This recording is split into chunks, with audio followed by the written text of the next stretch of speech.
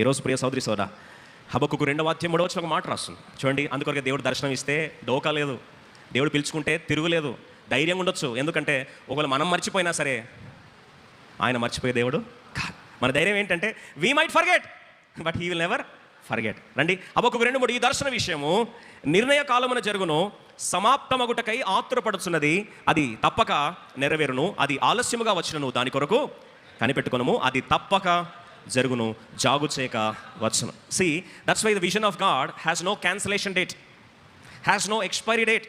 It has got only one thing, that is appointed date.